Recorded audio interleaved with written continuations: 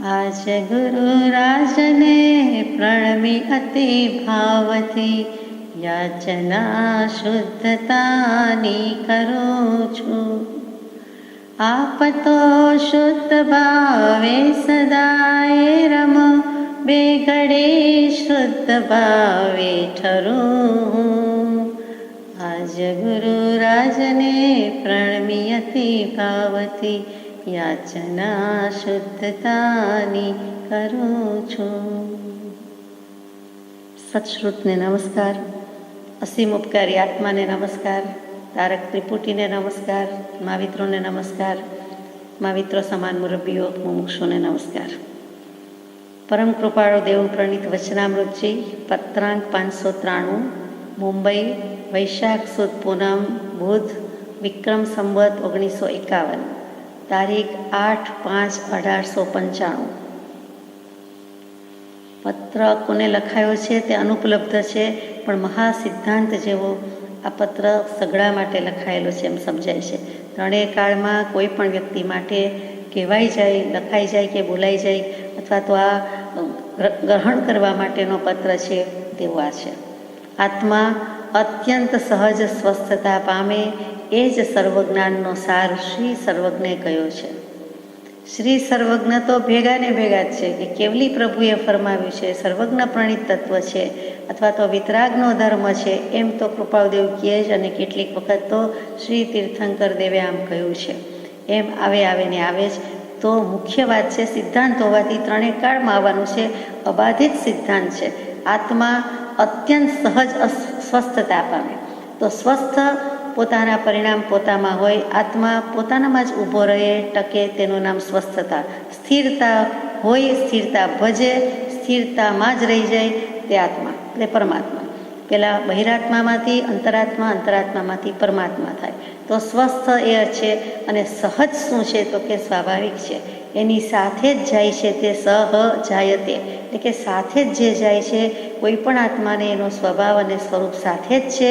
ક્યારેય નહોતું એમ નથી, ક્યારેય ન હશે એમ નથી, અને ક્યારેય નથી એમ નથી. એ ભેગું ને ભેગું જ છે.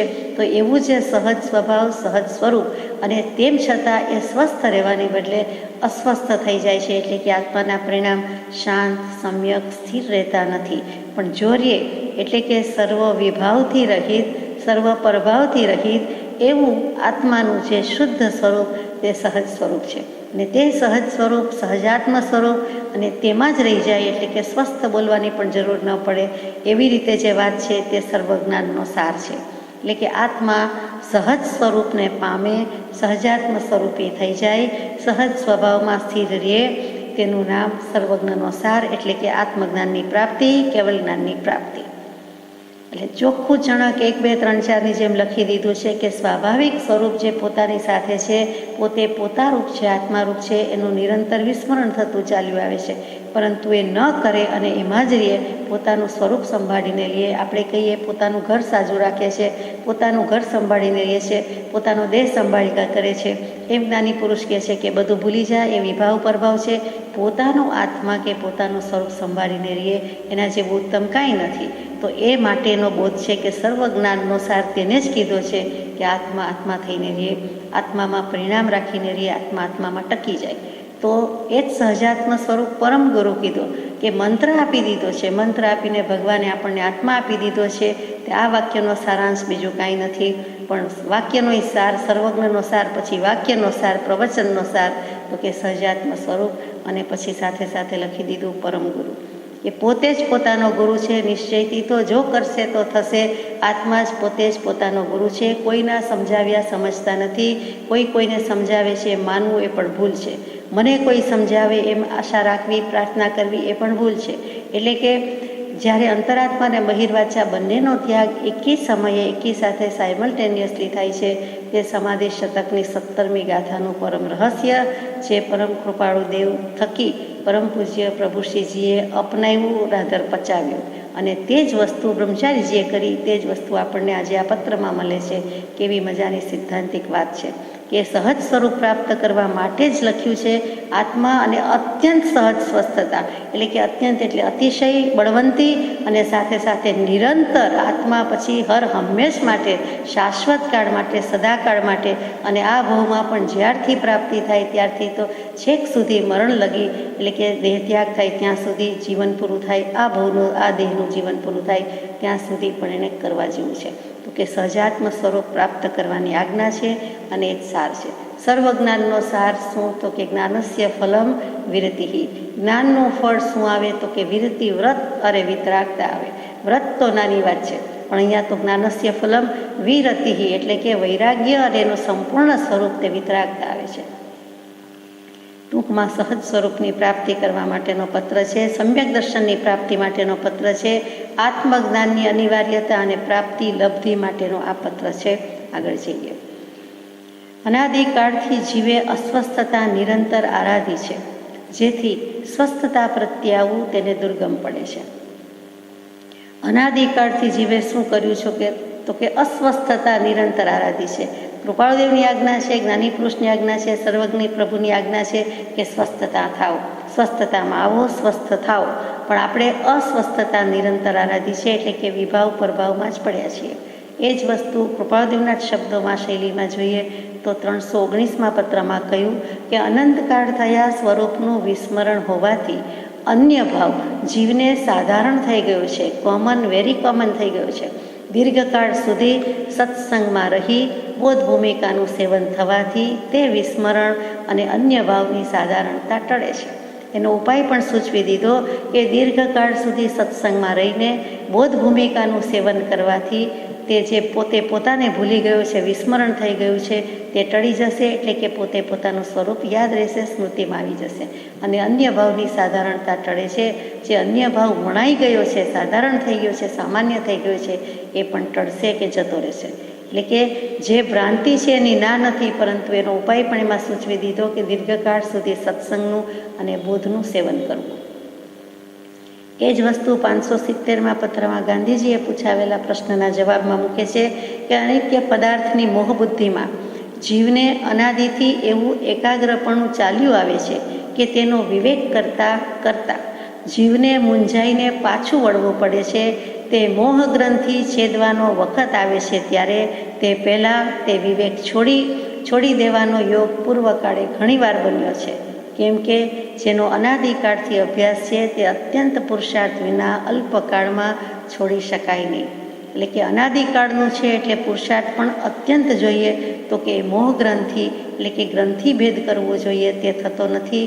મિથ્યાત્વની ગાંઠ છેદી ભેદી નાખવી જોઈએ, નાશ કરી દેવો જોઈએ, તે વખત આવે છે ત્યારે થતું નથી.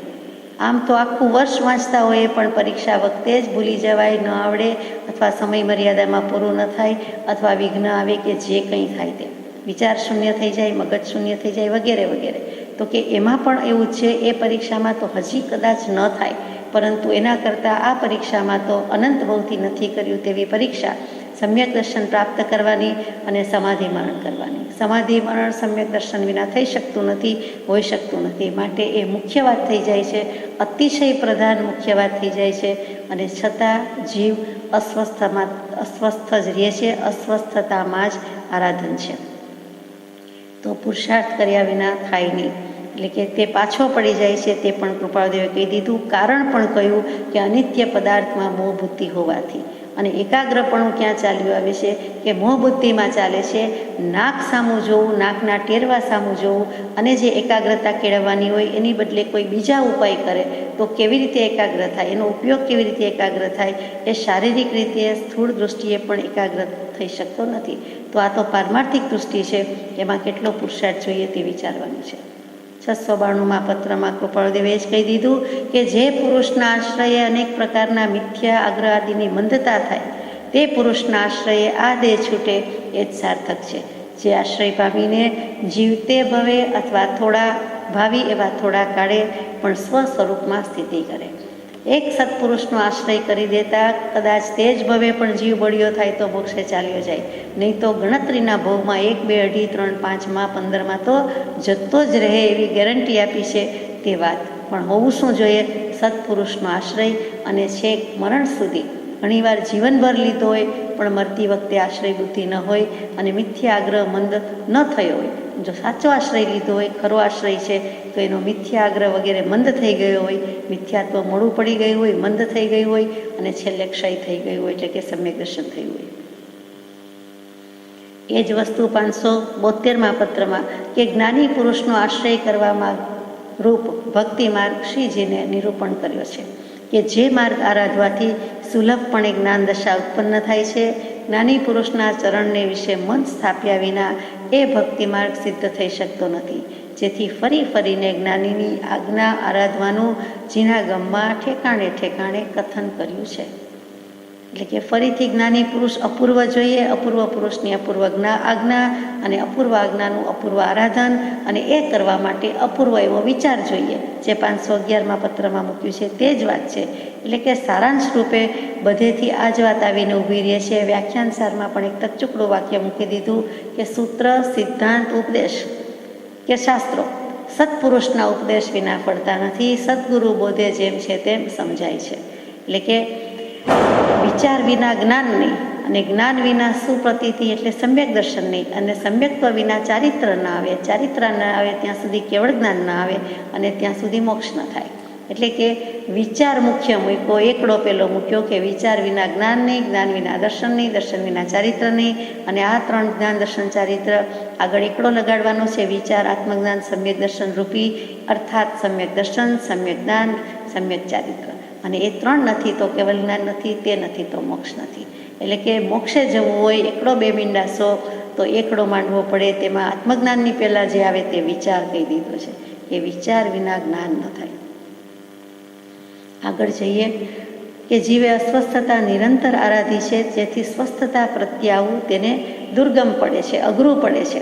જેમ પહાડ પર ચડવાનું આપણને કઠિનમાં કઠિન લાગે છે, દુર્ગમ, અલભ્ય તો નથી, અશક્ય તો નથી, ગમ જઈ તો શકે છે, ગતિ તો કરી શકે છે, પણ દુઃખે કરીને, મુશ્કેલીથી, અંતરાયપૂર્વક અથવા તો થાક સાથે પરિશ્રમ વેઠવો પડે છે, અને ચડતા ચડતા થાકી જાય છે, પરંતુ ત્યાં પહોંચી જાય છે ખરો. એ દુર્ગમ શબ્દનો અર્થ તો મોક્ષ માર્ગમાં પણ એવો બળિયો થાય, કરેડિયા કરીને પુરુષાર્થ કરે તો એ પણ ત્યાં પહોંચી જાય, એમાં ના નથી. શ્રીજીને એમ કહ્યું છે. ત્યાં કૃપાળદેવે પાછી જીન ભગવંતની સાક્ષી લઈને આગળ કહે છે કે યથા પ્રવૃત્તિકરણ સુધી તો જીવ અનંતી વાર આવ્યો છે, પણ તે સમયે એટલે કે જે સમયે ગ્રંથિભેદ થવા સુધી આવવાનું થાય છે ત્યારે ક્ષોભ પામી પાછો સંસાર પરિણામી થયા કર્યો છે. ગ્રંથિભેદ થવામાં જે વીર્ય ગતિ જોઈએ તે થવાને અર્થે જીવે નિત્ય પ્રત્યે સત્સમાગમ, સદવિચાર અને સદગ્રંથનો પરિચય નિરંતરપણે કરવો શ્રેયભૂત છે. નથી થયો એ સાચી વાત છે, પણ કરવો હોય તો શું?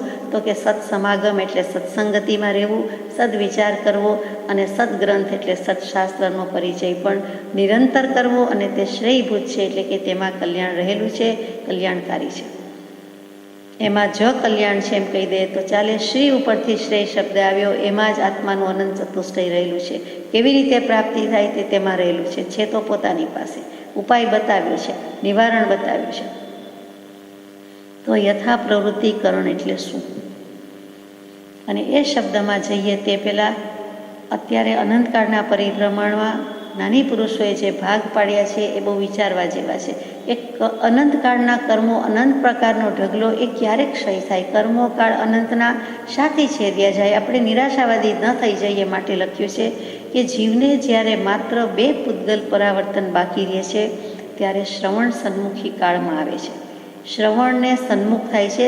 અહીંયા શ્રવણ કહેતા આત્મશ્રવણ, ધર્મ શ્રવણની જ વાત છે, બીજી વાતની વાત નથી. એટલે કે એને ધર્મની રુચિ થવા માટે એને ધર્મનું સાંભળવું ગમે છે, ગ્રહણ કરવું ગમે છે.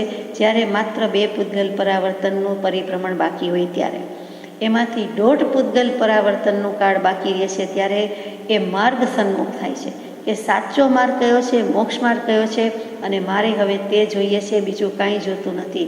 એટલું કરતાં એને અનંત પૂતગલ પરાવર્તન એક બાજુ રાખી દીધા, પાછળ મૂકી દીધા. એટલે કે કર્મોએ માર્ગ આપ્યો અને પોતે પણ મોક્ષ માર્ગની જાંચમાં, ખોજમાં છે. એટલે એને અનંત પૂતગલ પરાવર્તનમાંથી 1.5 પૂતગલ પરાવર્તન જ બાકી રહે છે, બીજા બધા એક બાજુ થઈ જાય છે. આ કેટલી સુંદર વાત છે. અને ત્યાર પછી જેને અર્ધ પૂતગલ પરાવર્તન કાળ જ બાકી રહે છે તેને યૌવન સન્મુખ કાળ કહેવાય છે. પહેલાં શ્રવણ સન્મુખ આવ્યો, પછી માર્ગ સન્મુખ આવ્યો અને પછી ધર્મ યૌવન કાળ આવે છે. એટલે કે ગર્ભ બાળકમાંથી જાણે યુવાન થયો, હવે બરાબર બળ વાપરીને, શક્તિ વાપરીને પોતાની આત્મશક્તિ ગોપવ્યા સિવાય, છુપાવ્યા સિવાય થાય તેટલું બળ કરીને એ મોક્ષ માર્ગમાં પ્રવર્તન કરે છે. એટલે કે ધર્મ યૌવન કાળમાં આવે છે ત્યારે આયુષ્ય સિવાયના 7 કર્મની સ્થિતિ અંતઃક્રોડાક્રોડી સાગરોપમ જેટલી થઈ જાય છે. હવે એને અર્ધ પૂતગલ પરાવર્તનમાં મોક્ષ લેવાનો થઈ જાય છે. એટલે કે રિઝર્વેશન બુકિંગ થઈ જાય છે. ભલે ને 10,000મું નામ હોય કે 1,00,000મું નામ હોય, પણ આપણે કહીએ કે ટ્રેન પણ એવડી મોટી છે, પ્લેન પણ એવડું મોટું છે, એટલે એટલા બધામાં નામ હોય તો પણ આપણને જગ્યા મળી જ જાય, આપણું બુક થઈ ગયું એ જ મોટી વાત છે. 9 મહિના પછીની પણ બુકિંગ થઈ જાય, 11 મહિના પછીનું થઈ જાય. અત્યારથી કરાવ્યું પણ આપણને સમજાય કે હા કરાવીએ તો શું વાંધો છે, થઈ ગયું ને એક વાત પૂરી થઈ, પછી બદલવું હોય તો બદલી શકીએ છીએ. એવું જ કંઈક આમાં છે કે ધર્મ યૌવન કાળમાં આવે છે એટલે એને અર્ધપૂતગલ પરાવર્તન તો વધુમાં વધુ છે, એમાં એનો મોક્ષ થાય છે. એટલે કે સમ્યક દર્શન થવા જેટલો સમય હોય તેમાં આવી જાય છે. થાય પડી જાય તો પણ બેઠો થઈ જાય છે, બળિયો થઈ જાય છે. એટલે અર્ધપૂતગલ પરાવર્તન કાળ જ બાકી રહે છે. એટલે આ એક સમજવા જેવું છે કે 2 પૂતગલ પરાવર્તનમાં આવી ગયા, પછી 1.5 પૂતગલ પરાવર્તન રહ્યું, બીજું બધું કાપી નાખ્યું. અનંત કિલોમીટર ને અનંત માઇલ કયા હોય, પછી એમ થાય કે હવે 1.5 જ માઇલ રહ્યું, કે હવે તો 1.5 જ કિલોમીટર રહ્યું, તો કેટલો આનંદ થાય. 10માંથી 1.5 રહીએ તોય આનંદ થાય છે. 100 કિલોમીટર હોય, આપણે પાદ વિહારથી યાત્રા કરતા હોય, તીર્થયાત્રા, તો એમ થાય કે હવે આટલા જ ફૂટ કે આટલા જ યાર્ડ કે આટલું જ ડિસ્ટન્સ બાકી રહ્યું છે, તો એ કેટલો આનંદ થાય જીવને, એ સમજવા જેવું છે. તો આ એક યથાપ્રવૃત્તિકરણ પહેલાંની વાત હતી. હવે કૃપાળદેવ એમ કહે છે, કેમ કે સિદ્ધાંત છે એવો કે યથાપ્રવૃત્તિકરણ સુધી તો જીવ અનંતિવાર આવ્યો છે, તો એવું એ શું છે કે જ્યાં સુધી આપણે અનંતિવાર જઈ આવ્યા છીએ? તો કે કર્મ ગ્રંથનો આ એક પારિભાષિક શબ્દ છે. કેવલી પ્રભુએ જીવના સૂક્ષ્મ ભાવો અને કર્મ ઉપર તેની થતી અસર દર્શાવી તે અવસ્થાનું વર્ણન કર્યું છે. અને તે સમ્યક દર્શન પામવાની યોગ્યતાના આ જે કંઈ કારણ છે, ક્રમ છે અથવા તો ભૂમિકા છે, તેનું શાસ્ત્રીય નામ લબ્ધિ છે. ફરીથી યથાપ્રવૃત્તિકરણ કર્મગ્રંથનો ટેકનિકલ વર્ડ કહીએ, પારિભાષિક શબ્દ છે. કેવલી ભગવંતે શું જોયું? તો કે જીવના સૂક્ષ્મ ભાવો, આપણા સૂક્ષ્મમાં સૂક્ષ્મ ભાવો હોય તે, અને તેની કર્મ ઉપર થતી અસર જોઈ, અને તે વખતે આપણી અવસ્થા શું છે, આપણી દશા શું છે, આપણી ભૂમિકા શું છે, આપણા ભાવ ક્યાં છે, એ વખતની પર્યાય શું છે, તેનું વર્ણન કર્યું છે. અને તે યથાપ્રવૃત્તિકરણની પણ વાત આવી. હવે આગળ જઈએ છીએ કે અહીંયા શું કામ છે? તો કે સમ્યક દર્શન પામવા માટે જે ક્રમ છે, અથવા તો જે કારણ છે, અથવા જે ભૂમિકા છે, ત્રણેય શબ્દ બહુ અગત્યના છે, અને તેનું નામ લબ્ધિ કહીએ છીએ. અહીંયા લબ્ધિ શબ્દ યોજ્યો છે, એટલે આપણે યથાપ્રવૃત્તિકરણ સમજવા માટે 5 લબ્ધિનું સ્વરૂપ સમજવું પડે. તો લબ્ધિ કોને કહીએ છીએ? તો કે કંઈ પણ પ્રાપ્ત થાય તેને. તો કે અહીંયા શું પ્રાપ્ત કરવું છે? આત્મા પ્રાપ્ત કરવો છે, આત્મજ્ઞાન પ્રાપ્ત કરવું છે, સમ્યક દર્શન પ્રાપ્ત કરવું છે. તે શું છે? તો કે જે કંઈ ચારિત્ર મોહનીય છે એની પહેલાં દર્શન મોહનીય છે, એટલે કે મિથ્યાત્વ મોહનીય, મિશ્ર મોહનીય, સમ્યક્ત્વ મોહનીય, એ 3 દર્શન મોહનીયની પ્રકૃતિ. અને ચારિત્ર મોહનીયનું કર્મ જે છે તેની 16 કશાય, 9નો કશાય, 25 પ્રકૃતિમાંથી શરૂઆતની 4 અનંતાનુબંધી ક્રોધ, માન, માયા, લોભ, એટલે કે દર્શન મોહનીયની 3 પ્રકૃતિ, ચારિત્ર મોહનીયની પેલી 4 પ્રકૃતિ, આ 7 પ્રકૃતિ છે. એટલે કે મિથ્યાત્વ અને અનંતાનુબંધી, એટલું ટૂંકમાં કહી દઈએ તો ચાલે. એટલે એ જે 7 પ્રકૃતિ છે એનો ક્ષય અથવા ઉપશમ, અગર ક્ષયોપશમ કરવો, તેનું નામ લબ્ધિ. તે થતાં સમ્યક દર્શનની પ્રાપ્તિ, આત્મજ્ઞાનની પ્રાપ્તિ, એ પ્રાપ્તિનું નામ ત્યાં લબ્ધિ છે. એટલે એ લબ્ધિ માટેની આ વાત છે. તો અહીંયા 5 લબ્ધિ મૂકી છે. પહેલી ક્ષયોપશમ, બીજી વિશુદ્ધિ, ત્રીજી દેશના, ચોથી પ્રાયોગ્ય, 5મી કરણ. અને કરણ લબ્ધિના 3 પ્રકાર પડે, તેમાં પહેલું યથાપ્રવૃત્તિકરણ. હવે ધીમે ધીમે વિચારીએ કે આપણી જ વાત આપણને ખબર નથી, આ તો ખબર છે એમ થશે કે ક્ષયોપશમ લબ્ધિ શું છે? તો કે જીવના વિશુદ્ધ ભાવના બળે પૂર્વે બાંધેલા કર્મોનો રસ અગર તો ફળ, એમાં દરેક સમયે અનંત ગણી હાનિ થતી જાય તેવી ભૂમિકા. કર્મ ભલેને બાંધીને આવ્યા, પરંતુ તે અત્યારે ઉદયમાં આવે છે અને આપણે એને અનંત ગણી રીતે નાશ કરી નાખીએ છીએ. તો કે સંપૂર્ણ ક્ષય નથી થતો, પણ હાનિ એટલે કે નુકસાન થાય છે, ઓછા થતા જાય છે. એટલે કે લાભ વધારે છે અને નુકસાન ઓછું છે. તો કે જે કર્મોનો રસ કે ફળ છે એમાં આપણે સમયે અનંત ગણું ઓછા થતા જાય. એટલે નુકસાન આપણને નહીં, કર્મોને નુકસાન થાય છે, આપણને લાભ થાય છે. તો જે કર્મોની હાનિ થતી જાય છે તેવી ભૂમિકા. એટલે ક્ષયક્ષમ ભૂમિકામાં લબ્ધિમાં તો આપણે આવી ગયા. સાદી ભાષામાં કહું તો જે કર્મો આપણને આકરા ફળ આપતા હતા તે હવે મંદ થવા લાગે છે, તેવી યોગ્યતા અને તેવા ભાવરૂપ આપણો પુરુષાર્થ. એ સમજાય કે જે કર્મ આપણને આકરામાં આકરા ફળ આપતા હતા તે કર્મો હવે મંદ થવા લાગ્યા, ઓછા થવા લાગ્યા. અને તેઓ શું કામ થયા? કર્મ એની મેળે ઓછા થાય? તો કે એમ તો નથી, પણ તેવી યોગ્યતા થઈ અને તેવા ભાવરૂપ થવાનો આપણો પુરુષાર્થ થયો. આપણો પણ કંઈક ભાવ એવો થયો અને કર્મ એને કારણે એટલા ઓછા થયા. કર્મનો ઉદય, રસ, ફળ ઓછા થયા. એટલે એને ક્ષયોપશમ લબ્ધિ કહેવાય. એટલે કેટલાક કર્મો ક્ષય પામે, કેટલાક ઉપશમ પામે અને આપણે આગળ જતા જઈએ. કોઠી ભરીને અનાજ હોય, 12 મહિનાનું અનાજ હોય, દરરોજ મુઠ્ઠી અથવા તો બાઉલ અથવા જેટલા માપનું લેતા હોય તેમ દરરોજ કાઢતા કાઢતા એક દિવસ એવો આવી જાય, ખૂટી જાય, ખસી જાય, ઓછા થઈ જાય. કોને ખોટતા નથી? કોઠી કેમ ખાલી થતી નથી? તો કે થોડાક લઈએ અને કોક દિવસ થોડાક પાછા નાખતા જાય, અથવા તો લેતા જાય અને નાખતા જાય. તો કોઠી ભરેલી ને ભરેલી લે. આમાં કહે છે કે ના, એવું નથી. જે આકરા કર્મો હતા એ ઓછા થઈ ગયા અથવા મંદ થઈ ગયા અને એને કારણે આપણો ભાવ પુરુષાર્થ પણ ગયો, આગળ ગયો. અને તે દશાને ક્ષય અને ઉપશમ, કેટલાક કર્મ ક્ષય પામે છે, કેટલાક પછી હજી ઉપશમમાં પડ્યા છે. એટલે સંપૂર્ણ કોઠી ખાલી થઈ નથી. ક્ષયોપશમ લબ્ધિ કહેવાય છે. બીજી વિશુદ્ધિ લબ્ધિ. વિશુદ્ધિમાં શું થાય છે? તો કે ભારે કર્મ દૂર થઈ જતા શાતા વગેરે શુભ કર્મ બંધનું નિમિત્ત બને છે. પાપ બંધાય એવા ભાવ પ્રત્યે અણગમો થાય છે. આપણે પાપ ભીરું થઈએ છીએ, ભવ ભીરું થઈએ છીએ કે આમાં પાપ લાગે, આમાં દોષ લાગે, આ ન કરાય, આ ન જ કરાય, આ થયું તો પણ પશ્ચાતાપ વગેરે વગેરે. એટલો આત્મા શુદ્ધ થતો જાય છે. એટલે કે આત્માના ભાવ અને પરિણામ શુદ્ધ થતા જાય છે. અહીંયા શુદ્ધ કહેતા વિશુદ્ધ કહેવું ઠીક છે. જીનાગમમાં શુદ્ધિ અને વિશુદ્ધિમાં શુદ્ધિ આગળનું સ્ટેજ છે, વિશુદ્ધિ એનાથી ઓછું સ્ટેજ છે. વ્યવહારમાં આપણે શુદ્ધિની બદલે વિશુદ્ધિ લખીએ તો બધા એમ સમજે કે વધારે પ્યોરિફાઈડ, પ્યોરિટી અને પછી મોર પ્યોરિટી, એમ આપણે વિશુદ્ધિનો અર્થ કરીએ છીએ. એ વ્યવહારમાં છે. પરમાર્થમાં પહેલી વિશુદ્ધિ છે અને પછી છેલ્લી શુદ્ધિ છે. એટલે કે વિશુદ્ધિ, શુદ્ધિ પહેલાંનું સ્ટેજ છે. એટલે હજુ આપણે શુદ્ધ થયા નથી પણ વિશુદ્ધિમાં આવ્યા. એટલે ક્ષયોપશમ લબ્ધિ, પછી વિશુદ્ધિ લબ્ધિ, પછી દેશના લબ્ધિ. કે હવે જીવને યથાર્થ તત્વનો ઉપદેશ ગમે છે તેવો ઉપદેશ આપનાર સદ્ગુરુ, સત્પુરુષ, સત્સંગી, આચાર્ય આદિની પ્રાપ્તિ થાય છે. અને તે ઉપદેશને ગ્રહણ કરે છે, શ્રવણ કરે છે, ધારણ કરે છે અને વિચારણાની શક્તિ પ્રાપ્ત કરે છે તેવી ભૂમિકા. એટલે કે વિચાર સુધી પહોંચે છે, શ્રવણ અને મનન સુધી પહોંચી જાય છે, તે દેશના લબ્ધિ છે. અને ત્યાં સુધી કૃપાદેવ કહે છે કે અનંતિવાર જીવ જઈ આવ્યો છે, આ ભવે આવ્યો છે, આવે છે એમ નથી. તો ક્ષયોપશમ વિશુદ્ધિ દેશના ચોથી લબ્ધિ છે પ્રાયોગ્ય. પૂર્વે કર્મો બાંધેલા છે તેની સ્થિતિ ટૂંકી કરી. તેની સ્થિતિ એટલે કે આયુષ્ય, કર્મોનું આયુષ્ય, કર્મોની સ્થિતિ ટૂંકી કરી. એટલે કે અંતઃક્રોડાક્રોડી સાગરોપમમાં આવી ગયો અને નવા બંધાતા કર્મો પણ વિશુદ્ધ પરિણામને લીધે એને યોગ્ય વિશેષ લાંબી સ્થિતિના ન બંધાય તેવી દશા કરે છે. તે પ્રાયોગ્ય લબ્ધિ. એટલે કે આગલું બધું છે એના કારણે કર્મો ઓછા થઈ ગયા અને નવા ઓછા બંધાય કે ન બંધાય તેવી દશા કરે છે. તેનું નામ પ્રાયોગ્ય લબ્ધિ. તદ્દન ન બંધાય એવું તો છે જ નહીં, પરંતુ લાંબી સ્થિતિના ન બાંધે તેમ કેવું છે. સાદી ભાષામાં આ 4 લબ્ધિ વિચારતા મોહનીય કર્મની જે સ્થિતિ છે 70 ક્રોડાક્રોડ સાગરોપમ.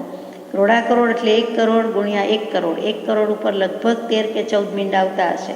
એટલે શંકુ આકારનું થાય, તેનું નામ ક્રોડાક્રોડ. અને સાગરોપમ તો આપણે જાણીએ છીએ કે વિચાર કરતાંય પાર ના આવે એટલા વર્ષો તે સાગરોપમ અને એટલો કાળ તે પલ્યોપમ. તો અહીંયા આ 4 લબ્ધિમાં જીવ અનંતિવાર આવી ગયો છે. તેની હદ સુધી આવીને જીવ પાછો ફરી જાય છે, મંદ પુરુષાર્થી થઈ જાય છે અને છેલ્લી કરણ લબ્ધિમાં પ્રવેશી શકતો નથી અથવા પ્રવેશીને આગળ વધી શકતો નથી. હવે 5મી લબ્ધિ અતિ અગત્યની, જે કરણ લબ્ધિ અને જેમાં પહેલું યથાપ્રવૃત્તિકરણ છે તે. એટલે આપણે હવે યથાપ્રવૃત્તિકરણની વાત સુધી આવ્યા. શું કામ પાછો પડી જાય છે? તો કે છેલ્લે કહેવાની બદલે પહેલાં કહી દઈએ કે કાં તો એ મંદ પુરુષાર્થી થઈ જાય છે એટલે થાકી જાય છે, પાછો હટી જાય છે. બીજું અગત્યનું છે કે પોતાને સમ્યક દર્શન થઈ ગયું એમ માની બેસે છે. યુદ્ધમાં લડવા આવે ત્યાં જેમ કહી દે હું જીતી ગયો, મારા બધા શત્રુ, અંતરંગ શત્રુ હારી ગયા અને હું જીતી ગયો. અરે હજુ મેદાનમાં ખડા થયા ઊભા છીએ, હજુ લડાઈ કરવાની, સંગ્રામ કરવાનો, હારવા જીતવાનું બાકી છે. તો એની બદલે એમ કે મેં મિથ્યાત્વ ઉપર જીત મેળવી લીધી અને મને સમ્યક દર્શન થઈ ગયું, આત્મજ્ઞાન થઈ ગયું. તો એ પણ ભૂલ થાય છે. એ માની બેસે છે એટલે પુરુષાર્થ કરવાનું એની દિશા જ બંધ થઈ જાય છે. એ અજંપો હોય તો સારું કે મને નથી અને ક્યારે થશે, અને પેલું તો હવે થઈ ગયું એટલે વાત પૂરી થઈ ગઈ. અને કેટલીક વખત બીજા મત મતાંતરમાં તણાઈ જાય છે, ખેંચાઈ જાય છે. એટલે જ્યાં સમ્યક દર્શન કે આત્મજ્ઞાન પ્રાપ્ત કરવાની વાત આવે છે તે વેળાએ ચૂકી જાય છે. અને તેની કૃપાળુદેવને અનંતી કરુણા છે, દરેક જ્ઞાની પુરુષને એની અનંતી દયા છે કે જીવો કેમ સમજતા નથી. હે જીવો જાગો, હે જીવો રે મોહ કરો કરો, મોહનીય કર્મને આગું કરો, ઠેલો મારો ખસેડી દ્યો, ધક્કો મારો એને ઓછો કરો. એટલે મોહનીય કર્મ, મોહનીય કર્મની પ્રકૃતિ વગેરે વગેરે. અને ગ્રંથિ ભેદ કરો. મિથ્યાત્વની ગાંઠ છે, વાંસથી પણ વધારે દુર્ભેદ્ય છે, પરંતુ અભેદ્ય નથી. આત્મા અભેદ્ય છે, પણ આ ગાંઠ છે એ તો મહાપ્રયત્ને પણ છેદાઈ ભેદાઈ જશે, માટે તે કરવાની આજ્ઞા છે. તો અહીંયા યથાપ્રવૃત્તિકરણની વાત કરવાની છે કે યથાપ્રવૃત્તિકરણ ખરેખર શું છે અને ત્યાં સુધી જીવ અનંતિવાર કેવી રીતે આવ્યો છે. તો કે કરણ લબ્ધિના 3 ભેદમાં પહેલો ભેદ યથાપ્રવૃત્તિકરણ, એનો પર્યાય શબ્દ કેટલીક વખત કર્મગ્રંથ કે ઇતર શાસ્ત્રોમાં આવશે અધઃ પ્રવૃત્તિકરણ, કેટલીક વખત અધઃકરણ. આ અધઃકરણ, અધઃ પ્રવૃત્તિકરણ અથવા યથાપ્રવૃત્તિકરણ બધું એક જ છે. અને એનું નામ પણ સુંદર છે કે યથા, જેમ છે તેમ કર્યા કરે છે, અનંતકાળથી છે, કર્મો કરે છે, બાંધે છે, ભોગવે છે, પુરુષાર્થ કરે છે, પણ જૈસે થે થઈ જાય છે, ત્યાં ને ત્યાં ઊભો રહે છે, કાં તો કર્મો વધારી મૂકે છે. એટલે યથા, એઝ ઇટ ઇઝ, જ્યાં છે ત્યાં, જૈસે થે, એ આપણને જેમ સમજાવ્યું છે, ગોખાવ્યું છે, કવાયત કસરત કરાવી છે, એ જ જ્ઞાની પુરુષ કહે છે કે તું એમાંથી ઊંચો આવતો નથી, સ્ટેચ્યુની જેમ કરી દે છે જૈસે થે. તો તું એવી પ્રવૃત્તિ કર્યા કરે છે કે જેથી કરીને તારા પાપ, દોષ, કર્મ બધું ત્યાં ને ત્યાં જ રહે છે, ઘટતું નથી. તે યથાપ્રવૃત્તિકરણ છે, એનું નામ જ સૂચવે છે. બીજું છે અપૂર્વકરણ, ત્રીજું છે અનિવૃત્તિકરણ. હવે કરણ એટલે શું? તો કે કરણ એટલે કરેણનું ફૂલ નહીં, એ કરેણ છે. જો કે કરણ એટલે જે ઇન્દ્રિય કહીએ છીએ, મન વચન કાયાના યોગ કહીએ છીએ, એ કરણ એટલે સાધન પણ નહીં. અહીંયા કરણ એટલે આત્માના પરિણામ, એટલે આત્મ પરિણામ આ જીનાગમનો પારિભાષિક શબ્દ છે. તો અપ્રત્યાખ્યાના વરણ, પ્રત્યાખ્યાના વરણ અને સંજ્વલન એ પ્રત્યેક કશાયના જે 4 ભેદ થાય એ 12 કશાય, પછી 9 નો કશાય, એ મોહનીય કર્મની 21 પ્રકૃતિનો ઉપશમ કે ક્ષય કરવાથી આત્માને 3 પ્રકારના પરિણામ પ્રાપ્ત થાય, લબ્ધ થાય. અને તે જ અધઃકરણ, અપૂર્વકરણ અને અનિવૃત્તિકરણ. કે ત્યાં બીજી જે 28 પ્રકૃતિ હતી એમાંથી 7 જાણે કે જતી રહી હોય અને પછી હોય તેવી રીતે આ કરણની વાત મૂકી છે. તે ગુણસ્થાનક અપેક્ષાએ કહ્યું છે. તો લબ્ધિના 5 ભેદ છે એ આપણે વિચાર્યા, તે લબ્ધિના અર્થ પણ વિચાર્યા. પછી અધઃ પ્રવૃત્તિકરણ એટલે કે યથા પ્રવૃત્તિકરણ, એ જ શબ્દ આપણે યોજીએ એટલે કૃપાળુદેવે જે લખ્યો છે તે જેનાથી આપણે પરિચિત છીએ. ત્યાં શું થાય છે? ત્યાં સુધી જીવ અનંતિવાર આવ્યો છે, આપણને ખબર નથી, યાદ નથી, અથવા કહેતા લખતા આવડતું નથી. પણ જ્યાં જ્ઞાની પુરુષોએ કહ્યા પ્રમાણે પહેલા સમયના અને એના પછીના એક સમય તો એક પછી એક જાય જ છે. એક સમયે આમ જુઓ તો કોઈ પણ જીવ એક સમયે જ જીવે છે અને સમયે જ બધો સમય ભેગો થાય છે. એકી સાથે 5-15 વર્ષ કે 50 વર્ષ જીવાતા નથી. તો સમયથી જ પછી ક્ષણ, સેકન્ડ અને વગેરે બધા માપ આવ્યા, દિવસ, કલાક વગેરે. તો પહેલાં અને પાછલા સમયના પરિણામ જ્યાં સમાન હોય છે તે યથાપ્રવૃત્તિકરણ છે. સંખ્યા અને વિશુદ્ધિની અપેક્ષાએ પરિણામ સમાન હોય છે. એટલે કે કેટલા પરિણામ અને કેવા પરિણામ? તો કે quantity wise and quality wise તો બંનેના પરિણામ સમાન હોય છે. એટલે કે કોઈ પણ જીવ હોય પણ યથાપ્રવૃત્તિકરણમાં તેના પહેલાં અને પછીના સમયના પરિણામ સમાન છે. એટલે કે બચત થતી જ નથી અથવા કર્મનો ક્ષય થતો જ નથી. જેટલા કર્મ છે પહેલો સમય, પછી બીજા સમય, પછી ત્રીજા સમય, બધા કર્મ સરખા જ રહે છે, કેમ કે ભાવ સમાન છે એટલે પરિણામ એના સમાન જ રહ્યા કરે છે. ટૂંકમાં પુરુષાર્થ ઉપડ્યો નથી. પહેલાં અંતર્મોઢ સુધી આ કરણ હોય છે ત્યારે આ પ્રમાણે 4 આવશ્યક વસ્તુઓ થાય છે. કઈ 4 જરૂરી વસ્તુ બને છે? તો કે પહેલી, સમયે અનંત ગણી વિશુદ્ધતા થાય. સમયે અનંત ગણી વિશુદ્ધિ થતી જાય છે. બીજું, એક સૂક્ષ્મ અંતર મુહૂર્તમાં નવા બંધની સ્થિતિ ઘટતી જાય છે. એટલે કે શાસ્ત્રોમાં બંધાપસરણ આવે છે, સ્થિતિ બંધાપસરણ એવો શબ્દ છે. ત્યારે એમ થાય કે આ શું કહેવા માગે છે? વાત તો સીધી છે કે એક એક સૂક્ષ્મ અંતર મુહૂર્તમાં નવા બંધની સ્થિતિ ઘટતી જાય છે.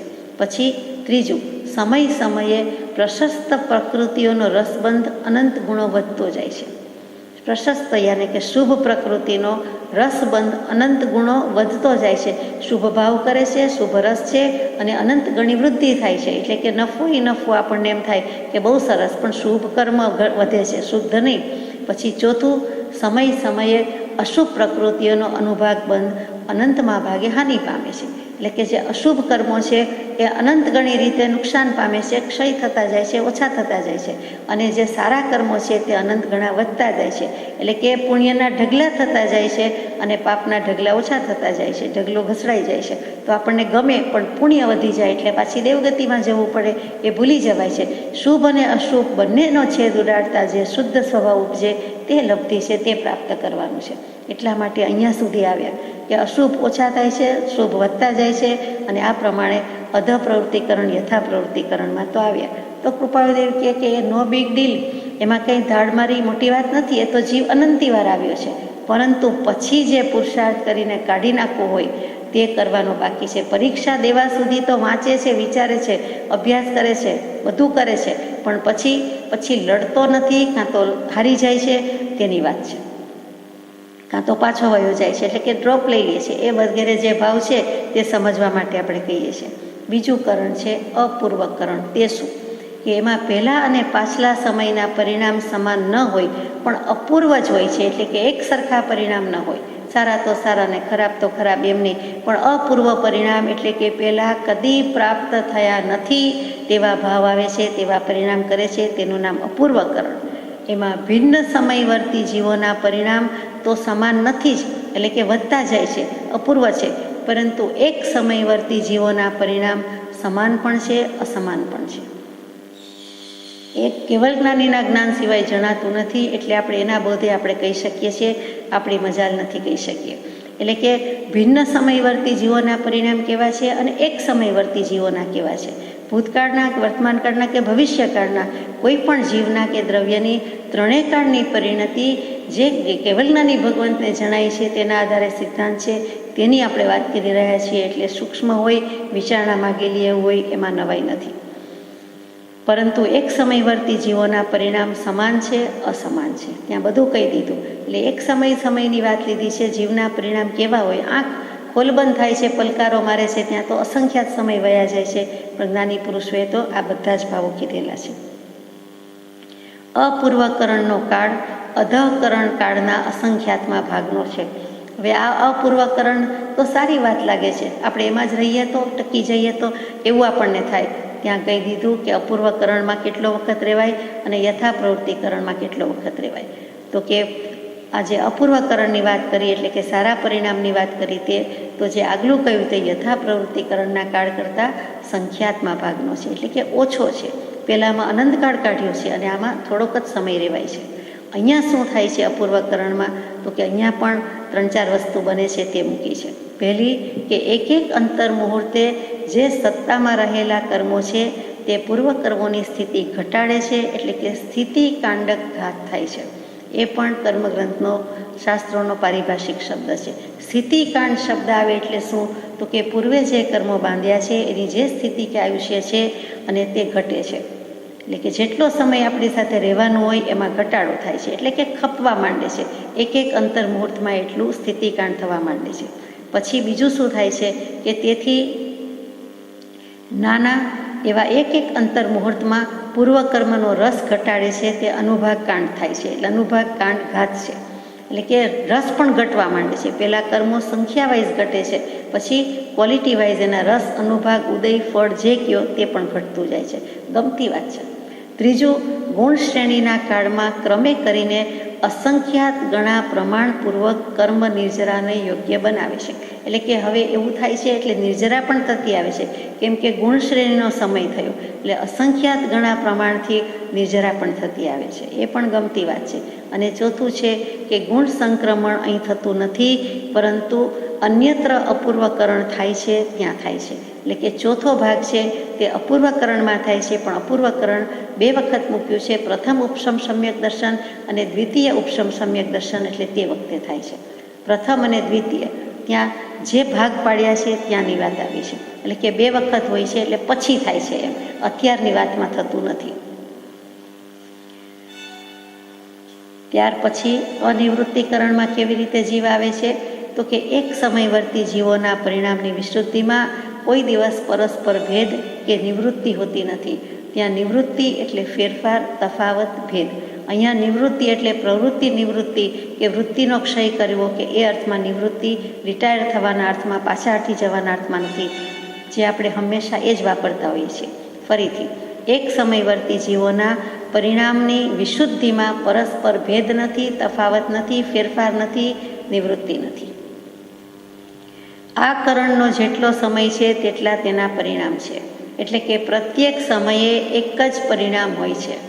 ભિન્ન સમયવર્તી જીવોના પરિણામો સર્વથા અસમાન અને એક સમયવર્તી જીવોના પરિણામ સર્વથા સમાન હોય છે.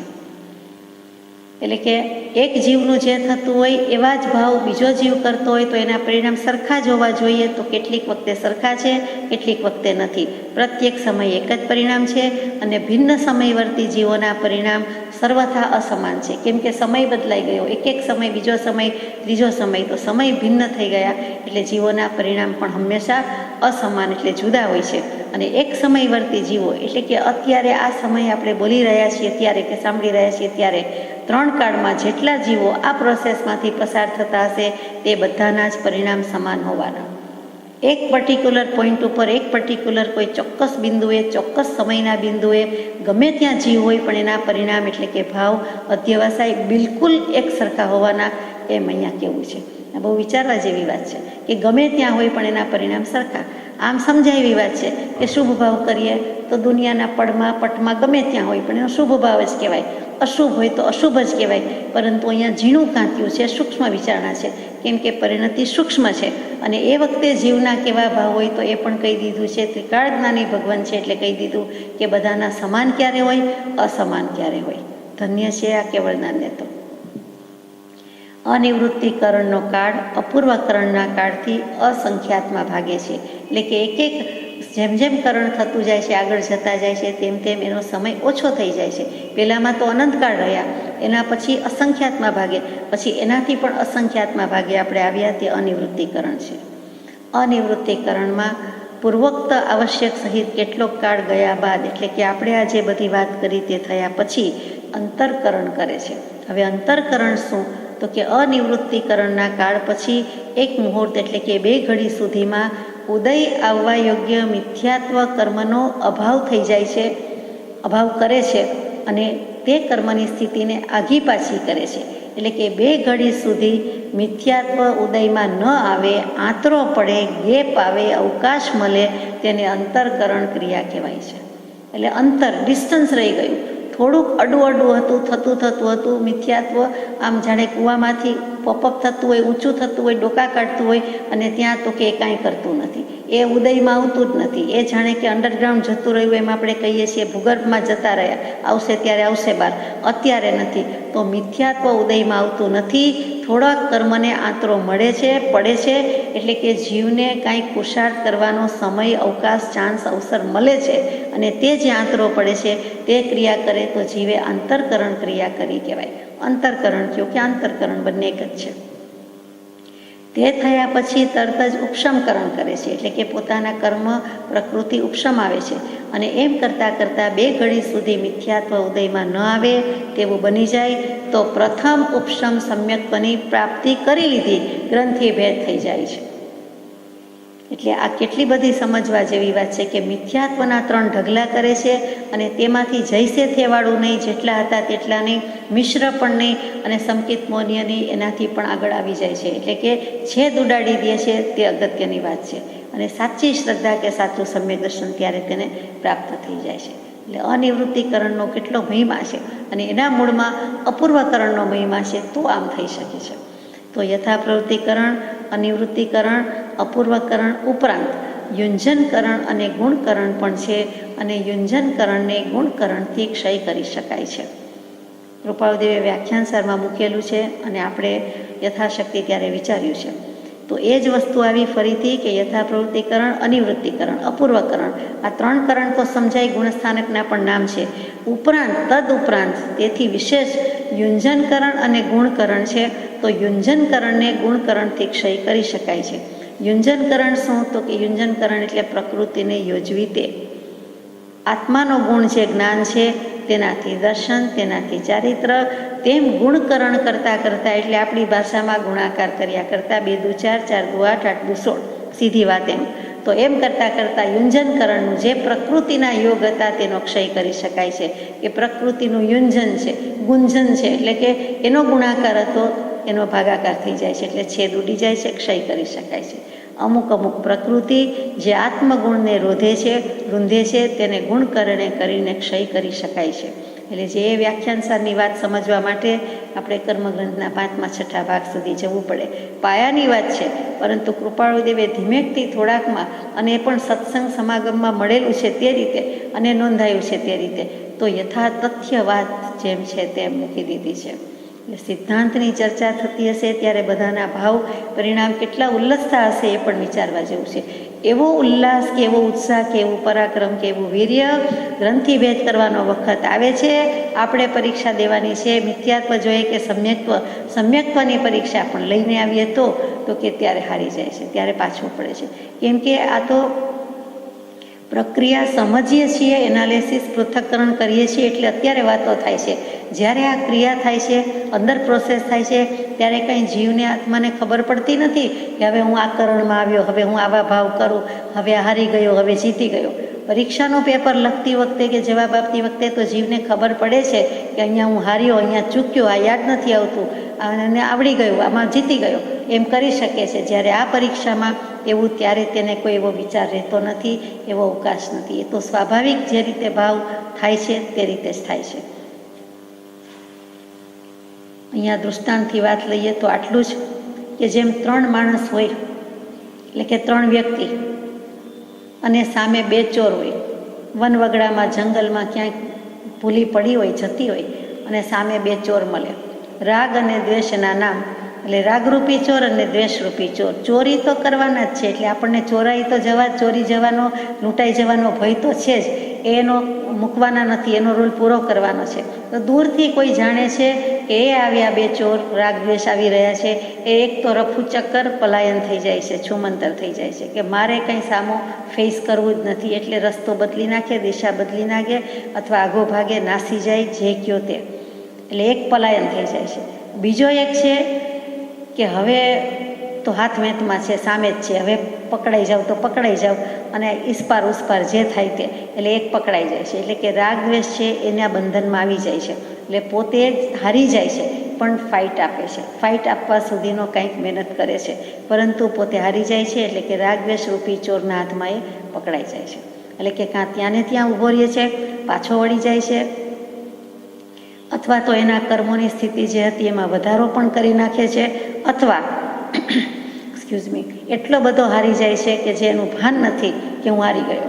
એમ થાય છે મને સમ્યક દર્શન થઈ ગયું, આત્મજ્ઞાન થઈ ગયું, અને એના વહેમમાં રહી જાય છે, ભ્રાંતિમાં રહી જાય છે. ભ્રાંતિનો ગુણાકાર થાય છે, ભ્રાંતિ ભ્રમનો ભાગાકાર થવો જોઈતો હતો, એની બદલે મનાઈ જાય છે, વહેમમાં રહી છે, એમ આપણે સમજી ગયા. અને એ ધેટ્સ એ પીટી, એ કરુણતા છે, એ આ દર્શનમાં આવા જીવની ખરેખર કરુણતા છે. અને એટલે જ જ્ઞાની પુરુષોને આપણને ઉપર અનંતી કરુણા આવે છે કે જીવ સમજતો નથી અને માને છે કે હું સમજી ગયો, આવડતું નથી ને માને છે મને આવડી ગયું, ગ્રહણ કર્યું નથી અને માને છે મેં બોધ ગ્રહણ કર્યો, હજી પકડ્યું નથી, બીજ જ્ઞાન કેવલ જ્ઞાન રૂપી વૃક્ષની પકડ તો થઈ જ નથી, સ્પર્શના થઈ નથી, ત્યાં કે મેં જોઈ લીધું, અડી લીધું, હું હાથમાં લઈ આવ્યો, એમ નથી, સ્વાદ ચાખ્યો નથી, એટલે ટૂંકમાં પકડાઈ ગયો. અને ત્રીજો છે તે કમ વોટ મેં, થવું હોય તે થાવ, રૂડા રાજને ભજી, આજ તો હો જાય એમ કરીને કોઈ ધન્ય પડ, અને એ બરાબરનો ફેંસલો કરી નાખે છે, રાગ દ્વેષને હંફાવી દે છે. એટલે કે જે અનંતી કર્મ પ્રકૃતિ હતી તેમાં કેટલો ક્ષય કરે છે, કેટલો ઉપશમ કરે છે, અને કેટલાક ક્ષયોપશમ કરે છે. અને સમ્યક દર્શનની પ્રાપ્તિ ત્રણેયને કીધી છે, આઈધર કાં તો ક્ષયોપશમ સંકિત હોય, અગર ઉપશમ સંકિત હોય કે ક્ષયક સંકિત હોય. જે ગમે તે હોય તે, એટલે એ પ્રાપ્તિ થઈ જાય છે અને તે સાચી લબ્ધિ છે. જગતમાં 3 કાળમાં સમ્યક દર્શન કે આત્મજ્ઞાન જેવી કોઈ લબ્ધિ નથી, કોઈ લાભ નથી, પણ જીવને લૌકિક સાંસારિક વ્યવહારિક લબ્ધિમાં જ રસ પડી ગયો છે. એટલે આ વસ્તુ સમજવા જેવી છે. આ ગ્રંથિભેદની વાત છે. એમાં યથા પ્રવૃત્તિકરણમાં સ્થિતિઘાત, રસઘાત, ગુણ શ્રેણી નથી, પરંતુ કેટલીક વિશુદ્ધિ તો છે. એટલે હારી જાય નહીં, નિરાશ ન થઈ જાય. એટલે ભગવાન કહે છે કે આટલું તો તમને થશે. એટલે કે સ્થિતિઘાત થઈ શકે છે, પછી રસઘાત કરી શકીએ છીએ, ગુણ શ્રેણી સુધી આવી શકીએ છીએ. એટલે કેટલીક વિશુદ્ધિ થાય છે. એટલે કે આત્માની નિર્મળતાની પાયાની પહેલી ઈંટ તો છે, ઇમારત નથી થઈ, પણ ઈંટ તો છે. કઈ ઈંટ છે? જેવી તેવી નથી, નિર્મળતાના વિકાસનો પાયો છે. એટલે કે ક્ષોભક્ષમ લબ્ધિ, વિશુદ્ધિ લબ્ધિ, દેશના લબ્ધિ, પ્રાયોગ્ય લબ્ધિ, 5મી કરણ લબ્ધિ, એનો પહેલો ભાગ યથા પ્રવૃત્તિકરણ સુધી ભલે અનંતિવાર આવ્યો, પણ નાસીપાસ થવાની જરૂર નથી. પરંતુ પછી તો કે પછી અંદર જતો નથી, ઊંડો ઉતરતો નથી, આગળ વધતો નથી. અપૂર્વકરણ જો કરે છે તો એમાં એને વિશેષ નિર્મળતા છે, ત્યાં સુધી પહોંચતો નથી. પેલો નિર્મળતાના વિકાસનો પાયો છે, ઈંટ તો છે જ. એટલે સુધી તો આપણને માન્ય કર્યા. પછી વિશેષ નિર્મળતા થવા માટે અપૂર્વકરણ કરવું જોઈએ. કેમ કે પહેલા સમયથી જ અપૂર્વકરણમાં પહેલા સમયથી જ સ્થિતિઘાત, રસઘાત, ગુણશ્રેણી અને અભિનવ રસબંધ એટલે કે સ્થિતિબંધ શરૂ થઈ જાય છે. ફરીથી સ્થિતિઘાત પણ પહેલા સમયથી જ શરૂ થાય છે. અને એક સમયે આપણે જાણીએ છીએ કે અનંત ગણો લાભ થાય છે. જે ખરાબ છે એ અનંત ગણું જતું જાય છે, અને નવું છે, સારું છે, શુભ છે, એ અનંત ગણું વધતું જાય છે. એટલે કે કોટના ધંધા બંધ થઈ ગયા અને નફાનો ધંધો ચાલુ થયો.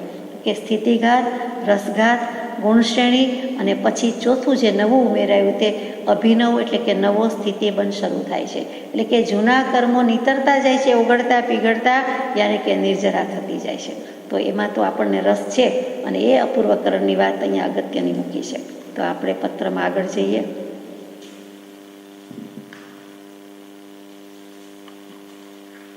કે યથા પ્રવૃત્તિકરણ સુધી જીવ અનંતિવાર આવ્યો છે, પણ જે સમયે ગ્રંથિભેદ થવા સુધી આવવાનું થાય છે, જે સમયે લખ્યું છે, જ્યારે નહીં, જે સમયે, એટલે આ સમયની લડાઈ છે, ત્યારે ક્ષોભ પામી પાછો સંસાર પરિણામી થયા કર્યો છે. ક્ષોભ શું? તો કે રાગ અને દ્વેષ એ ક્ષોભ છે. ક્ષુભિત થઈ જવું, ક્ષુબ્ધ થઈ જવું, પરિણામ ખળભળી જવા. શાંત નીર વહેતા હોય અને કાંઈક આવે અને ખળભળી જાય, અથવા પવનની લહેરથી પણ વલય થાય તો એ ખળભળાટ છે.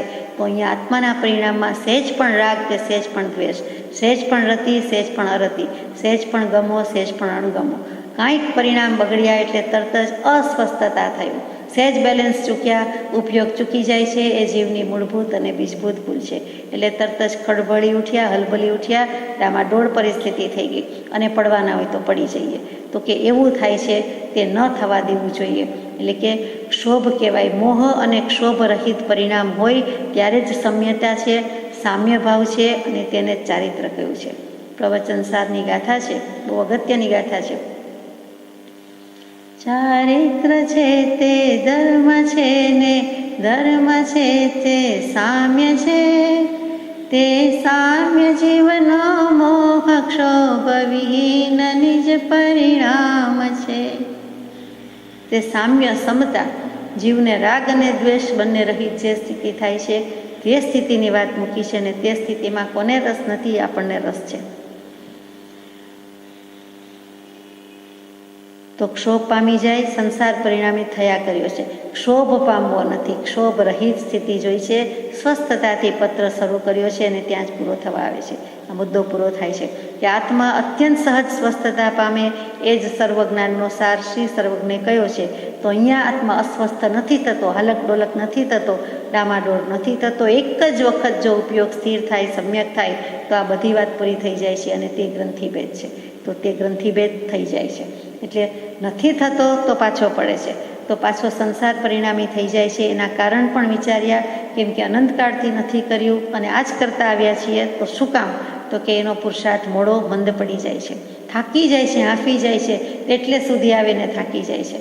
એનો આપણે સમજાય છે કે કોઈ રેસમાં રહ્યા હોઈએ તો ઘણું દોડે, કેટલા વર્ષોની મહેનત, પ્રેક્ટિસ, અને પછી દોડતી વખતે પણ ઘણું દોડે, એ જ પહેલો નંબર આવશે એમ લાગે.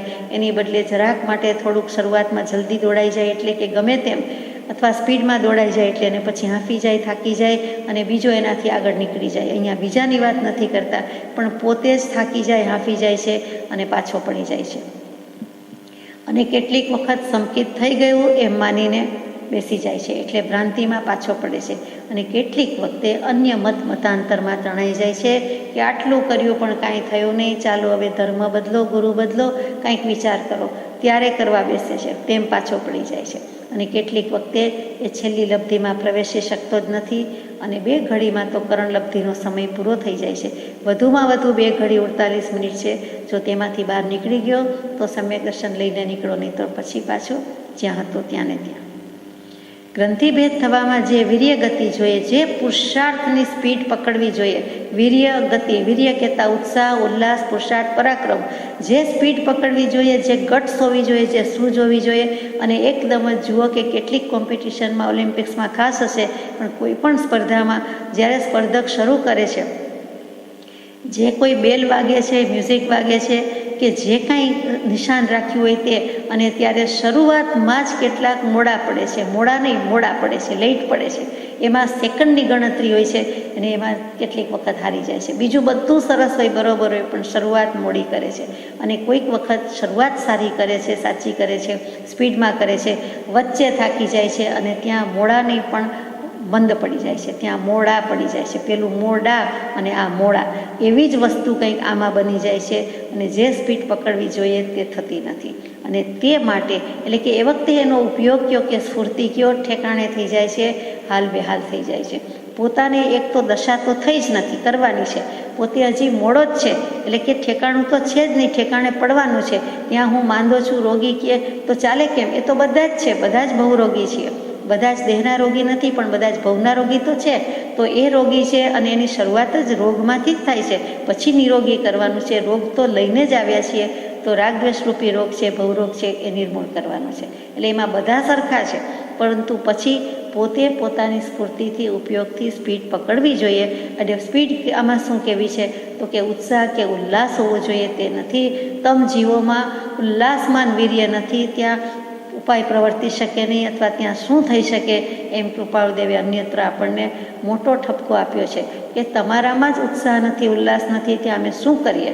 એમ કરીને કહી દીધું. અહીંયા પણ જે ઉલ્લાસથી પરિણામ થવા જોઈએ, જે ઝીકી દેવું જોઈએ, કે જડ મૂળથી મિથ્યાત્વને ઉખેડી નાખવું જોઈએ, ધડ મૂળથી કાપી નાખવું જોઈએ, એ છેદ ઉડાડી શકતા નથી. અને એ થઈ શકે એટલા માટે કહ્યું કૃપાળુદેવે કે નિત્ય પ્રત્યે હર હંમેશ, રાત દિવસ, અહોરાત્ર સત્સમાગમ, એટલે કે સત્સંગ ને સત્સંગ. બીજું એમાંથી કે એના કારણે કે એના પરિણામે ઉદ્ભવતા સદવિચાર હોવા જોઈએ. અને સદગ્રંથનો અભ્યાસ એટલે કે પરિચય નિરંતરપણે કરવો શ્રેયભૂત છે. 3 વસ્તુ આવી ગઈ: સત્સંગ, સદવિચાર અને સત્શાસ્ત્ર. એમાં શાસ્ત્ર અને સત્સંગ તો બીજા ઉપર ગયા, પણ સદવિચાર તો પોતાના પર રહ્યા. કદાચ શાસ્ત્રને પણ આપણે પર વસ્તુ ગણી દઈએ. સત્સંગ, સત્સમાગમ તો કે એ પણ કોઈ જ્ઞાની પુરુષ કે કોઈ સદગુરુ કે કોઈક સમ્યક દૃષ્ટિ કે કોઈક જાણકાર કે આત્માનું જાણપણું પ્રાપ્ત થયું હોય એવો પુરુષ. પછી એને આચાર્ય હોય તો સૌથી સારું, ઉપાધ્યાય હોય તો સારું, સદગુરુ હોય તો સારું, તો કે એવા ઉપર ગયું. પણ પોતે તો કે નિમિત્ત થયા, પરંતુ આ તો ઉપાદાનની પોતાની વાત આવી. લાયક નાયક તો પોતે થવાનું આવ્યું. કયું? તો કે અહીંયા સદગ્રંથ પછી જે વિચાર કીધો તે સત્સમાગમ, સદગ્રંથ એ પર વસ્તુ થઈ, નિમિત્ત થયા, પરંતુ પોતાને કરવાનું શું આવ્યું તો કે વિચાર આપણા વતી બીજો કરી શકશે નહીં. બીજો કરે તો એને લાભ છે અથવા ગેરલાભ છે. સદવિચાર હોય તો એને લાભ છે, અસદવિચાર હોય તો એને ગેરલાભ છે. આપણા વતી કોઈ કર્મ બાંધી આવી શકે નહીં, કોઈ ભાવ કરી આવી શકે નહીં, તો આપણા વતી કોઈ વિચાર કરી શકે નહીં. આપણે જ કરવો પડે. અને એટલું જ બાકી રહી ગયું છે, એટલે કે વિચારથી આત્મજ્ઞાન થાય છે અને વિચાર ઉપર જ મોટા ચોકડા પડી ગયા છે. જેમ આજે જીવોને મોટા ભાગે વાંચન જ ગમતું નથી, તેમ વિચાર કરવાનું તો ક્યાંથી સૂઝે કે ગમે. અત્યારે આ જમાનામાં છેલ્લા થોડાક વર્ષથી સદવાંચન ઉપર પણ ચોકડા મુકાઈ ગયા છે. જીવ વાંચે છે તો પણ બીજું જ વાંચે છે, આત્મા સિવાયનું. અને આમ પણ વ્યવહારમાં અશુભ વાંચનની પ્રવૃત્તિ થઈ ગઈ છે. એક તો વાંચવાનું જ ઓછું થઈ ગયું છે અને ટેવ ઓછી થઈ ગઈ. એમાં પણ સત્પુરુષોના ચરિત્રો કોણ વાંચે છે? જ્ઞાની પુરુષની વાત કોણ વાંચે છે? કૃપાળુદેવની આપણે બાજુ પર રાખીએ, જૈનની બાજુ પર રાખીએ, આત્મજ્ઞાનીની બાજુ પર રાખીએ તો બીજું ઇતર વાંચનમાં પણ સદવાંચન કહેવાય, સારું વાંચન કહેવાય. આત્માને સારા વિચાર આવે, શુભ સંસ્કાર પડે, એવા તો લગભગ ખોટ જ થઈ ગઈ છે, ખામી જ થઈ ગઈ છે. ઘણું ડિટેરિયોરેશન છે. પડતો કાળ, દુષ્મ કાળ એમાં સંપૂર્ણપણે દેખાય છે, આપણે અનુભવીએ છીએ. પરંતુ એથી આગળ જઈએ તો જે સત વિચાર કે સત્શાસ્ત્ર એટલે કે સત્પુરુષના વિચાર, સત્પુરુષે જેમાં જે સદ્ગુણ ખીલે એવું શાસ્ત્ર મૂક્યું છે, તે શાસ્ત્રના વિચાર કેટલા કરે, વાંચન પણ કેટલા કરે. તો એ કરવા માટે કૃપાળદેવે કહ્યું કે સદવિચાર અને સદગ્રંથનો પરિચય નિરંતરપણે કરવો શૈભૂત છે. આ દેહનું આયુષ્ય પ્રત્યક્ષ ઉપાધિ યોગ્ય વ્યતીત થતું જાય છે. જે કોઈ વાંચશે, સમજશે, સાંભળશે તે વિચારવાનો જ છે કે કૃપાળદેવે પોતાના માટે લખ્યું કે આ દેહનું આયુષ્ય એટલે કોઈ પણ દેહનું સામાન્યપણે છે, પોતાનું અને આખાનું. દુનિયા આખી સમય સમયે મોટી થતી જાય છે, તેવી જ રીતે સમય સમયે એનું આયુષ્ય ઓછું થતું જાય છે. એક વૃક્ષ જેવું વૃક્ષ અમુક વર્ષ જીવવાનું હોય તો એમાં પણ સમય સમયે ઉગતું મોટું થતું દેખાય છે, પરંતુ પછી એટલું જ આયુષ્યમાંથી સમય ઓછો થતો જાય છે. એવું જ આપણું છે, એવું જ બધાનું છે. તો કે દેહનું આયુષ્ય, આ દેહનું આયુષ્ય પ્રત્યક્ષ ઉપાધિ યોગ્ય વ્યતીત થતું જાય છે. અને એ માટે અત્યંત શોક થાય છે કે અમારા વર્ષો પણ ચાલ્યા જાય છે, પાણીની પેઠે ચાલ્યા જાય છે. અને તેનો અલ્પકાળમાં જો ઉપાય ન કર્યો તો અમ જેવા વિચારી પણ થોડા સમજવા, અમે પણ જો આત્માની પ્રગતિ નહીં કરીએ, જે કર્મો લઈને આવ્યા છીએ તેનો ક્ષય નહીં કરીએ, તો ગ્રંથિભેદ ભલે થઈ ગયો હોય, કૃપાળુદેવ કહે છે, તો પણ પછીનો પુરુષાર્થ તો બાકી છે, કરવાનો જ છે. સમય સમયે પુરુષાર્થ એમનો ચાલુ જ છે. તો પણ કેવલ જ્ઞાન સુધીનો, સંપૂર્ણ મોક્ષ સુધીનો પુરુષાર્થ છે એ તો હજી બાકી છે, એટલે કે કરવાનો છે. તો અમે ઉપાય નહીં કરીએ, નિવૃત્તિ નહીં લઈ લઈએ, સર્વસંગ પરિત્યાગ નહીં કરીએ, તો અમ જેવા અવિચારી પણ થોડા સમજવા. આ દુનિયામાં અવિચારી છે, અમારા જેવા પણ છે, એમ કૃપાળુદેવે પોતાની જાતને અહીંયા અપરાધી ન કહ્યા, મૂર્ખ ન કહ્યા, વેઠિયા ન કહ્યા, પરંતુ અહીંયા કહ્યું અવિચારી. અવિચારી એટલે વિચારનો અભાવ, અને અવિચારી એટલે અલ્પ વિચારી, કે થોડોક વિચાર કરીએ છીએ પણ સંપૂર્ણ કરતા નથી. કૃપાળુદેવે પોતે પોતાની જાતને સાથે મૂકીને આપણને ઘણું કહી દીધું કે એ પોતાને અવિચારી કહે તો આપણે શું વિચારવાનું છે, સમજવાનું છે. આપણને ખોટું ન લાગે, માઠું ન લાગે, એટલે પોતે પણ પોતાની સાથે લીધું. અમે અને આપણે એવો, અમે તમે એવો ભેદ ન રાખતા, અમે કહેતા આપણે જ લઈ લીધેલા છે. છેલ્લું વચન છે આ પત્રમાં કે જે જ્ઞાનથી કામ નાશ પામે તે જ્ઞાનને અત્યંત ભક્તિએ નમસ્કાર છે. જ્ઞાન અને કામ, જहाँ કામ તहाँ રામ નહીં, જहाँ દામ તहाँ રામ નહીં, એમ આપણે વ્યવહારમાં બોલીએ છીએ કે રામનું નામ લેતા હોય ત્યાં દામની, પૈસાની વાત ન હોય, અને જ્યાં કામની વાત હોય ત્યાં પણ રામની વાત ન હોય. રામ એટલે આત્મરામ, અને અહીંયા કામ એટલે તો કે કામ એટલે માત્ર વિષય વાસના નહીં, પણ કામ એટલે ઈચ્છા, કામ એટલે કામના. હે ઈચ્છા દુઃખ મોલ, જબ ઈચ્છા કા નાશ તબ મીટે અનાદિ ભૂલ. 14 લોક, 14 રાજલોકની કામના એ પાપ છે. એટલે કે આખો લોક કે દુનિયામાં કે આ ભાવમાં કે બીજા ભાવમાં બોલતા જ આપણને બીજા ભાવની ઈચ્છાનું પાપ દુઃખ લાગી ગયો, પાપ દોષ લાગી ગયો. માટે કામ કહેતા ઈચ્છા, અને ઈચ્છા કહેતા બધી જ વાસના આવી ગઈ. માત્ર સ્પર્શેન્દ્રિય રૂપી વિષય વાસનાની વાત નથી, માત્ર મૈથુનની વાત નથી, પરંતુ કામ વિષયની વાત નથી, પરંતુ 5 ઇન્દ્રિયના વિષયની ઈચ્છા તે કામ છે. એટલે કામ કહેતા કોઈ પણ ઈચ્છા આવી ગઈ, માત્ર ભોગની ઈચ્છા નથી, પરંતુ બધી જ ઈચ્છા આવી ગઈ. અને એક અર્થ કામ એટલે તેરસ પણ થાય છે, 12 તેરસ કહીએ છીએ, તિથિ તેરસ પણ થાય છે. અહીંયા તે રસ એટલે આપણે એમ ગણવાનું છે કે કામ એટલે ઈચ્છા એટલે તે જ રસ, એટલે કે તે જુદું અને રસ. રસ ક્યાં જીવનો? તો કે તેમાં ને તેમાં, એટલે જે વસ્તુનો, વ્યક્તિનો, વાતનો વિચાર કર્યો તે, તો એનો અર્થ ઈચ્છા જ થઈ, તે રસ. તો જે જ્ઞાનથી કામ નાશ પામે તે જ્ઞાનને અત્યંત ભક્તિએ નમસ્કાર હો. ધર્મ, અર્થ, કામ અને મોક્ષ આ 4 પુરુષાર્થ છે. આ 4 પુરુષાર્થમાંથી કામનો નાશ કરવાનો છે, એટલે કે વિષય વાસનાનો, ઈચ્છાનો નાશ કરવાનો છે. અને કોને નમસ્કાર કર્યા? કે જે જ્ઞાનથી, કયા જ્ઞાનથી જાય? તો કે આત્મજ્ઞાનથી આ કામ વિષય વગેરે બધા બળી જાય છે. ઈચ્છાનો નાશ કોનાથી થાય છે? તો કે આત્મજ્ઞાનથી, સમ્યક દર્શનથી થાય છે, આત્માના જ્ઞાનથી થાય છે. આત્માની અનાદિકાળથી આ બધી ઈચ્છા તો રહી જ છે અને એટલે જ અસ્વસ્થતા પ્રત્યે આવે છે. તો અહીંયા આપણે સમજવાનું છે કે સત્સંગ છે તે કામ બાળવાનો બળવાન ઉપાય છે.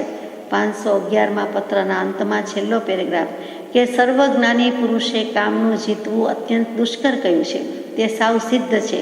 જેમ જેમ જ્ઞાનીના વચનનું અવગાહન થાય છે તેમ તેમ કંઈક કરી કંઈક ઘટી અને પાછો હટતા અનુક્રમે જીવનું વીર્ય બળવાન થઈ કામનું સામર્થ્ય જીવથી નાશ કરાય છે. એટલે ફરીથી લઈએ તો કે જેમ જેમ જ્ઞાની પુરુષના વચનનું અવગાહન થાય છે તેમ તેમ કંઈક કરતો જાય છે, પુરુષાર્થ કરતો જાય છે, અશુભથી પાછો હટતો જાય છે અને જીવનું વીર્ય બળવાન થઈ જાય છે અને કામનું સામર્થ્ય જીવથી નાશ થઈ જાય છે. કામનું સ્વરૂપ જ જ્ઞાની પુરુષના વચન સાંભળી જીવે જાણ્યું નથી. જો જાણ્યું હોત તો સાવ નિરસતા થઈ હોત.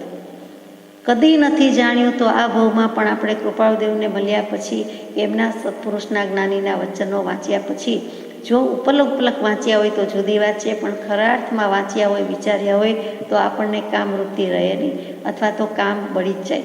કામનું સ્વરૂપ જ સમજ્યા નથી કે કામ કોને કહેવું, તો ઈચ્છા જ નથી. કામનું વિશાળ સ્વરૂપ છે, બૃહદ સ્વરૂપ છે કે કામ એટલે માત્ર કામ વાસના નથી પણ બધી જ ઈચ્છા છે. જો જાણ્યું હોત, કામનું સ્વરૂપ સમજ્યા હોત તો આપણે નિરસ થઈ ગયા હોત. સજાત્મ સ્વરૂપ પરમ